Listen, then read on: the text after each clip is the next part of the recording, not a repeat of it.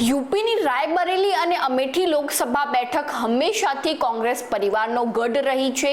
ત્યારે 2014માં રાહુલ ગાંધી અમેઠી બેઠક પરથી જીત્યા હતા, પરંતુ 2019માં તેઓ સ્મૃતિ ઈરાની સામે હારી ગયા હતા અને હવે તો તેમના માતા સોનિયા ગાંધીએ પણ આ વખતની લોકસભા ચૂંટણી લડવાની મનાઈ ફરમાવી દીધી છે અને તેઓ રાજ્યસભાના સાંસદ પણ બની ચૂક્યા છે। તો હવે આ બંને બેઠકો ઉપર કોંગ્રેસ કોને મેદાને ઉતારશે તે પ્રશ્ન યુપી સહિત સમગ્ર દેશમાં ચર્ચાનો વિષય બન્યો છે।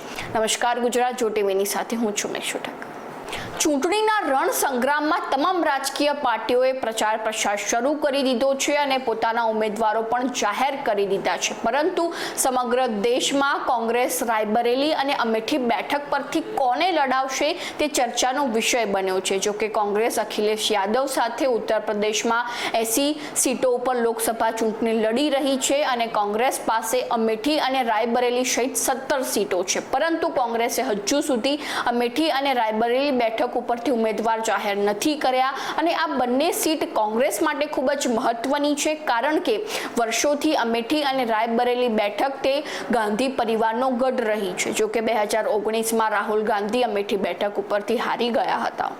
એવા સંકેત મળી રહ્યા છે કે કોંગ્રેસના મહાસચિવ પ્રિયંકા ગાંધીના પતિ રોબર્ટ વાડ્રાને મેદાનમાં ઉતારવામાં આવી શકે છે। તેમણે ANIને આપેલા ઇન્ટરવ્યુમાં જણાવ્યું હતું કે અમેઠીના લોકો ઈચ્છે છે કે હું રાજકારણમાં પહેલું પગલું ભરું અને જો હું રાજકારણમાં પ્રવેશ કરું છું તો મારો મત વિસ્તાર અમેઠી રહેશે। તેમણે વધુમાં જણાવ્યું હતું કે 1999માં પણ મેં પ્રિયંકા ગાંધી સાથે આ મત વિસ્તારમાં પ્રચાર કર્યો હતો।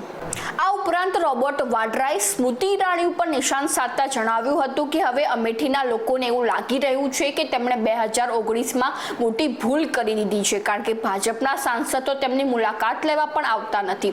વળી કોંગ્રેસે સુલતાનપુર, અમેઠી તેમજ રાયબરેલીમાં વર્ષોથી ખૂબ જ મહેનત કરી છે, તેથી ત્યાંના લોકો પ્રગતિ પણ કરી રહ્યા છે। તેથી અમેઠીના લોકોને હવે એવું લાગે છે કે ગાંધી પરિવારમાંથી કોઈ સભ્ય આવે અને તેમને જંગી બહુમતીથી જીતાડે।